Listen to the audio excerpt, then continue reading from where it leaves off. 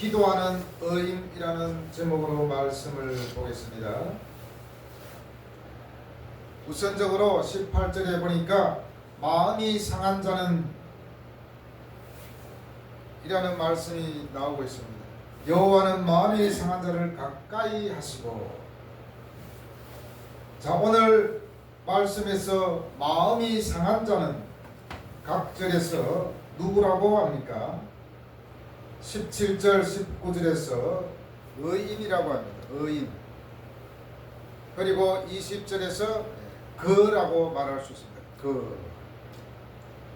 뒤에 또 보면 이제 오늘 읽지는 않았지만 21절에서도 의인이라는 말이 나옵니다.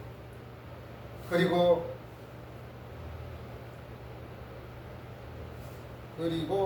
22절에서 그의 종들이라는 또 말이 나옵니다. 통틀어서 여기서 의인이라고 하면 되겠습니다. 마음이 상한 자는 곧 의인이다. 예수 믿지 않은 사람이 지금 마음이 상한 게 아니죠. 자, 이렇게 지금 의인이 굉장히 마음이 상해 있는데 왜 의인이 마음이 상해져 있습니까? 17절에서 어떻게 되어 있습니까? 환난을 겪고 있다. 그리고 19절에서 역시 고난을 당하고 있는 상황입니다. 그러면 여기서 의인은 어떤 사람입니까? 분명히 세상 사람, 믿지 않은 사람은 아닙니다. 여기서 의인은 하나님을 믿어 죄를 용서받은 사람들입니다. 다시 말하면 바로 거듭난 자들이라 할 수 있겠죠. 죄를 용서받고 거듭난 자들이지만 그러나 똑같이 인간이기 때문에 연약함이 없을 수 없습니다. 하나님을 믿는다 하더라도 고난을 겪는 것이 바로 우리 인생입니다. 때로는 단순히 고난이 아니라 우리 예수 믿는 사람도 비극적인 상황에 놓일 수도 있습니다.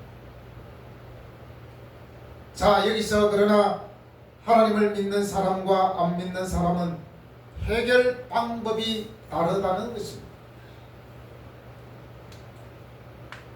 여러분은 어려움이 닥쳤을 때 어떻게 어려움을 해결하고 있습니까? 오늘 말씀에서는 의인이 환난을 겪고 고난을 통과할 때 어떻게 했다고 말씀하고 있습니까? 17절에 보면 의인이 부르짖었다라고 되어 있습니다. 의인이 부르짖으면 하나님께 바로 기도했다는 거겠죠. 세계 2차 대전을 우리가 잘 압니다. 독일이 있었죠. 세계 2차 대전 때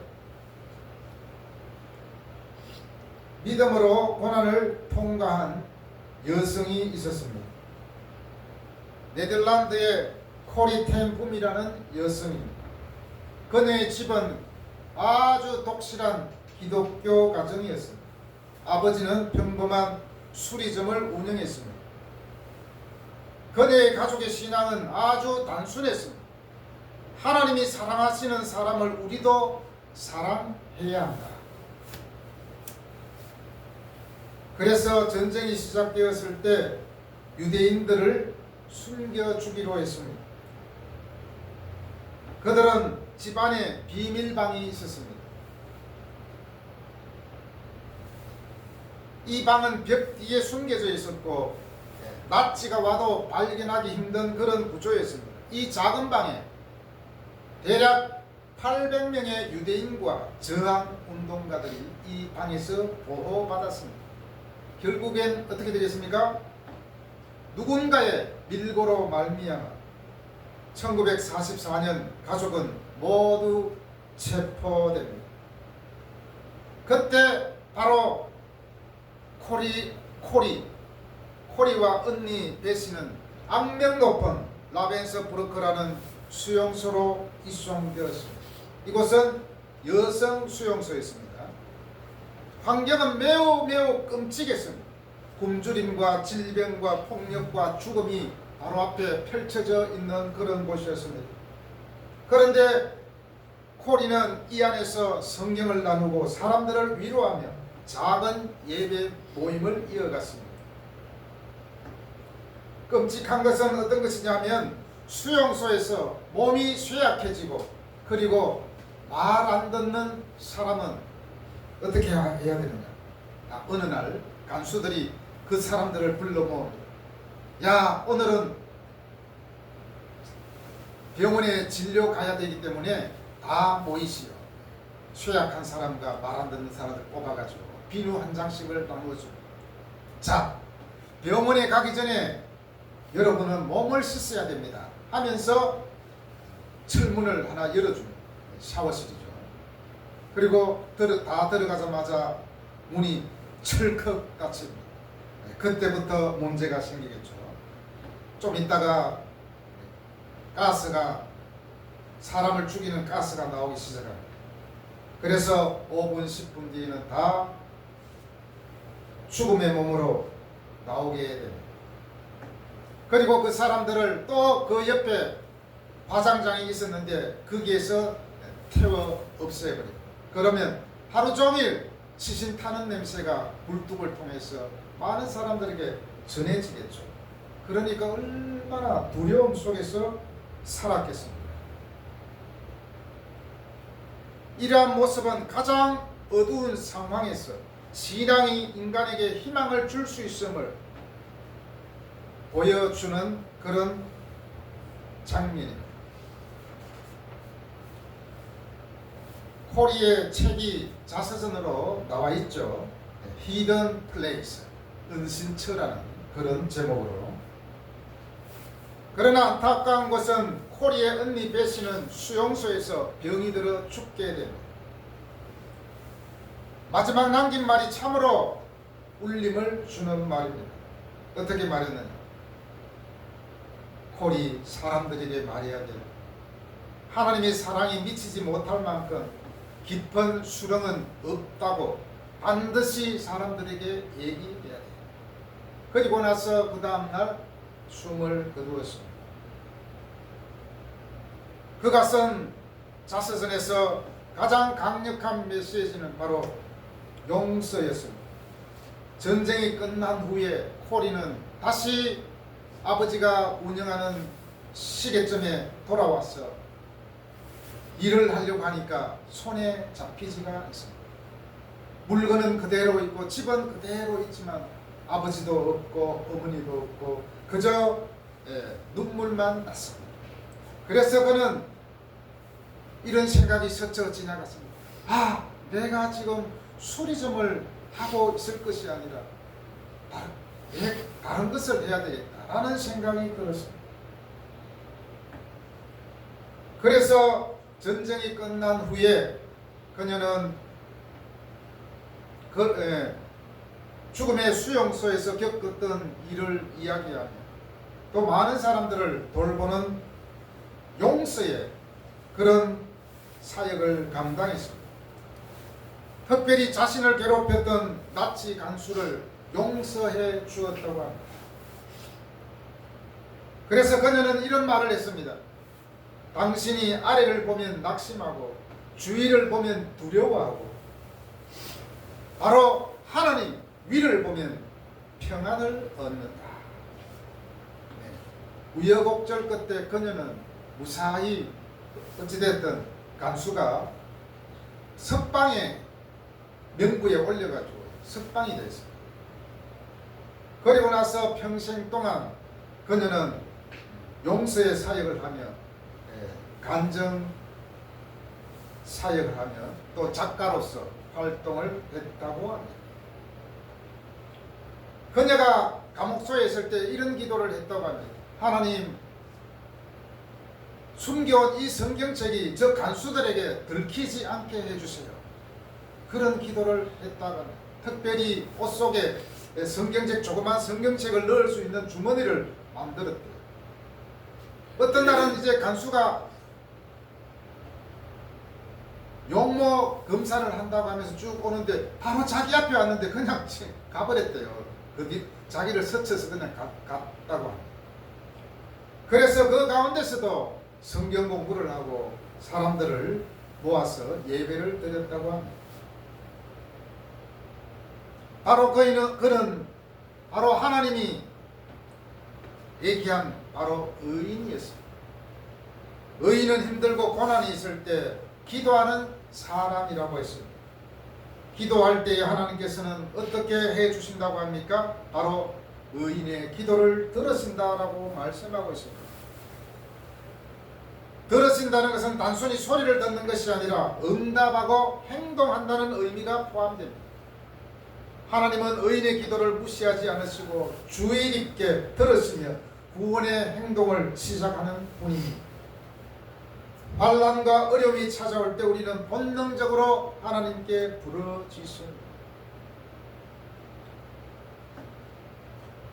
어떤 스님은 이런 예화가 있죠. 어떤 스님은 배를 타고 가는데 갑자기 폭풍우가 불어서 배가 뒤집히게 되었는데 뭐라고 말했느냐? 아이고 하나님 살려주세요. 그렇게 급한 나머지 그렇게 얘기했다는 것이 아니겠습니까? 특별히 의인은 고난당할 때 사람을 불평하고 원망하고 그렇게 하는 것이 아니라 바로 하나님께 기도했다는 것입니다. 그때 하나님께서는 기도를 들어주신다고 말씀하고 있습니다. 하나님은 우리의 부르짖음을 반드시 들으시고 응답하신다는 것이 성경의 약속입니다. 바로 이 약속은 우리에게 큰 희망과 용기를 주는 말씀입니다. 앞에서도 소개했지만 코리는 참혹한 수용 속에서도 작은 성경책을 가지고 그것이 발각되지 않도록 간절히 기도했다는 것 아니겠습니까? 도대체 성경책이 뭐라고?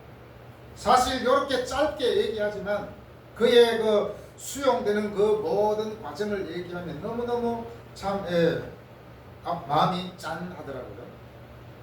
조그만 열차 칸에 원래는 한 얼마 못 들어가는데 한 칸에 수백 명씩 차곡차곡 꼭 짐승 싣고 가듯이 그렇게 수용소로 갔다고 합니다. 하나님께서는 코리의 기도를 들어주시고 끝까지 발각되지 않게 해주셨습니다. 언니 베시도 죽음을 앞두고도 뭐라고 고백했습니까? 하나님의 사랑이 미치지 못할 만큼 깊은 수렁은 없다고 반드시 사람들에게 얘기해야 돼요. 아마 이 얘기를 하면서 코리는 사람들에게 감동을 주었을 것입니다. 우리 인생에서 여러 번 기회가 오기도 하지만 많은 위기가 올 수도 있습니다. 이럴 때 하나님의 사람으로서 우리는 무엇을 선택해야 합니까? 바로 기도를 선택해야 합니다. 그때 하나님께서 건지실 것이라고 오늘 말씀에서 약속하고 있습니다. 마음이 상한 자, 의인은 마음이 상하여 하나님께 부르짖으며 기도하고 있습니다. 마음이 상했다고 했는데 여기서 상했다는 것은 그냥 단순히 마음이 아픈 것이 아니라 산산이 부서진 그런 상태를 말합니다. 이렇게 의인의 마음이 상하고 부르짖을 때에 하나님은 그 마음을 아시고 바로 함께 가까이 계신다는 것입니다. 이 말씀은 고통 속에 있는 성도들에게 매우 큰 위로의 말씀입니다. 하나님은 강한 사람에게만 가까이 계신 것이 아닙니다. 오히려 마음이 상한 사람에게 가까이 계신다고 말씀합니다. 우리의 마음은 깨어지기 쉽고 부서지기 쉬운 그런 마음입니다. 그럴 때 우리가 하나님께 기도하는 것입니다. 우리말에 이런 마음이 있잖아요. 빠스러졌다. 예전에도 한번 제가 설명을 드린 것 같는데, 지금쯤 이제 산에 가면 참나무 나무 잎들이 많잖아요. 활엽수 나무 잎들이 많잖아요. 그것을 밟으면 어떻게 됩니까? 그야말로 바스락하고 부서지잖아요. 그와 같은 상황이 마음이 상한 상황입니다. 이럴 때 어떻게 되겠습니까? 사람이 너무 실망이 크고 낙심하면 어떻게 됩니까? 온몸에 힘이 쭉 빠지는 그런 느낌이 듭니다. 그러면서 몸이 무너지고 쓰러지고, TV 드라마에도 보면은 충격적인 일을 겪었을 때 사람이 이렇게 축 처지면서 기절하잖아요. 그렇게 된다는 것이죠. 인생을 살다 보면 바로 이런 순간이 분명히 있을 수 있어요. 아까도 말씀드렸지만 우리 그리스도인에게도 비극이 찾아올 수 있습니다. 바로 그럴 때, 우리가 실패했을 때, 사람에게 깊이 상처받았을 때, 죄를 깨닫고 회개할 때, 더 이상 의지할 것이 없을 때, 그때 사람들은 흔히 하나님이 멀리 계신 것처럼 느껴집니다. 그러나 성경은 정반대로 말합니다. 하나님은 그때 가장 가까이 계신다고 말씀합니다. 하나님은 교만한 마음에는 멀리 계시지만 깨진 마음에는 가까이 오시는 하나님이십니다. 초대교회 때 폴리갑이라는 교부가 있었습니다. 그는 교회의 지도자였고 성경에 나오는 사도 요한의 제자로 알려진 인물입니다. 로마 제국이 기독교인을 박해하던 시기에 그는 체포되어 경기장으로 끌려가게 됩니다. 총독은 그에게 마지막으로 기회를 줍니다.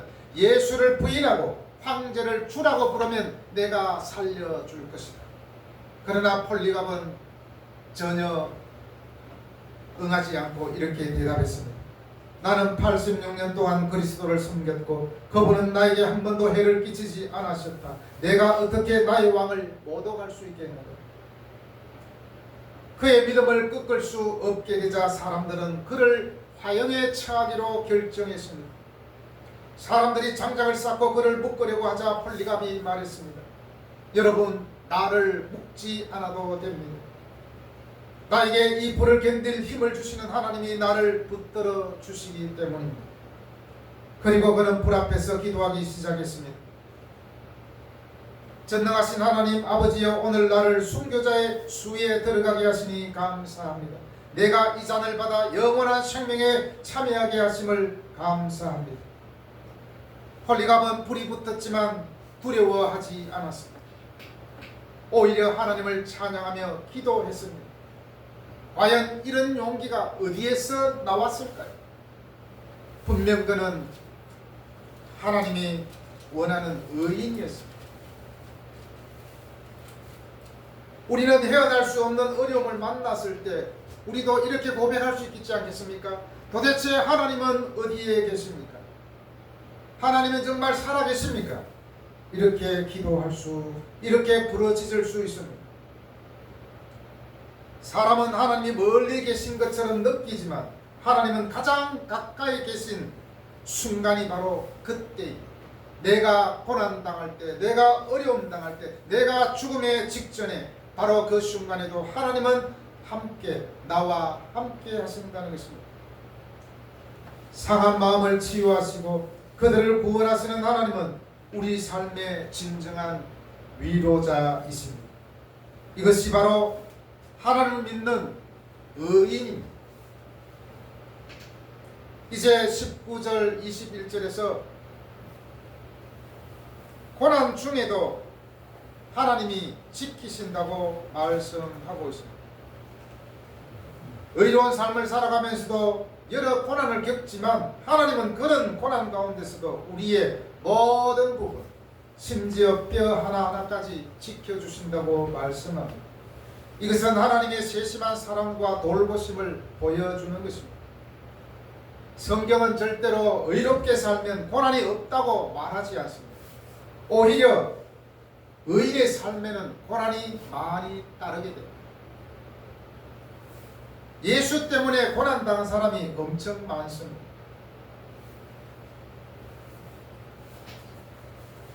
예전에 어떤 믿음의 그 사장은 대통령이 이제 세무조사를 시켰는데 아무리 털어도 나오는 게 없대요.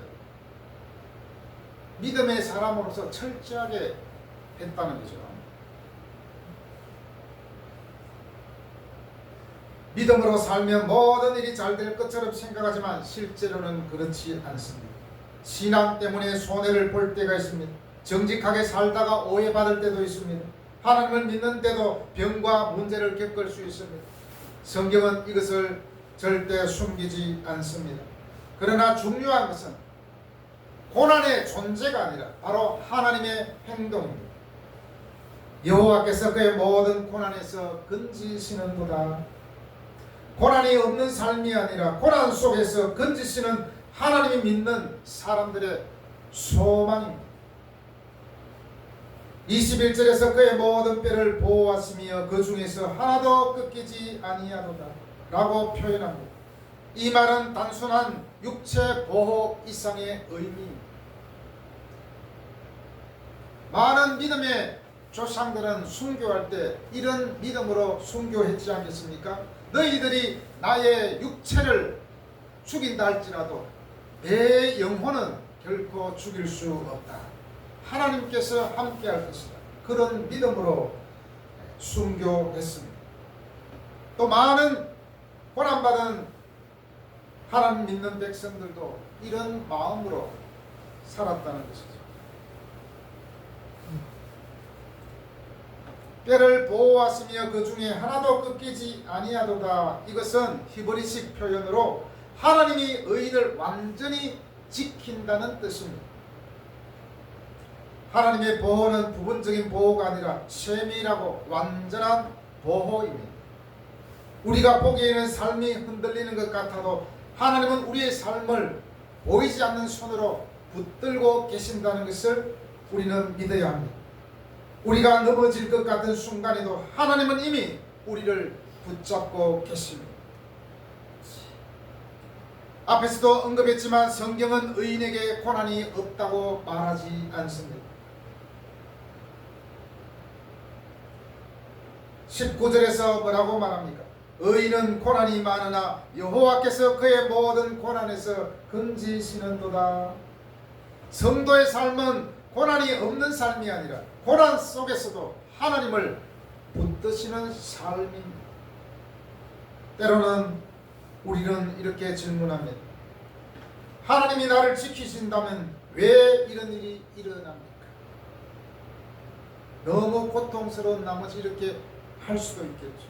그러나 이것이 이런 고백을 하더라도 하나님께서 여전히 나를 붙드신다는 것을 우리는 기억해야 됩니다. 나의 실수로 나의 잘못된 판단으로 잘못된 것은 나의 탓이지 하나님 탓이 아니죠. 하나님은 고난을 통해서도 우리를 깨뜨리지 않도록 바로 붙들어 주십니다. 겉으로는 상처를 입은 것 같아도 우리의 믿음의 중심은 무너지지 않습니다. 왜냐? 바로 하나님이 붙들고 계시기 때문입니다. 오늘 말씀에서 의인은 죄의 용서를 받은 하나님의 사람이라 했습니다. 바로 이 의인은 예전에는 죄 가운데 살았기 때문에 하나님을 절대로 찾지 않는 사람이었습니다. 지금은 죄를 용서받고 구원받은 백성이기 때문에 거듭난 자이기 때문에 당연히 고난이 오면 세상 것을 통하여서 위로받지 아니하고 오히려 기도하는 것입니다. 어제입니까? 어제 TV에 이제 어떤 역사 이야기를 하는 가운데 우리나라 IMF 때 수많은 사람들이 돈 때문에 빚 때문에 부채 때문에 직장을 잃어서 자살을 엄청 많이 했다고. 특별히 가족, 부부가 돈이 없어서. 그런 가운데서도 우리는 어떻게 해야 됩니까? 바로 기도해야 된다. 자살할 만큼 그런 마음이 부서진 상태의 의인은 바로 기도를 선택하는 것이죠. 바로 의인이 기도하는 것을 들으시고 지키시고 고난에서 건지시고 보호하시는 분이 누구입니까? 바로 하나님이십니다. 이것을 믿고 여러분 우리는 의인으로서 하나님께 기도하며 우리의 기도를 들으시는 하나님을 붙잡는 우리의 삶이 되시기를 바랍니다.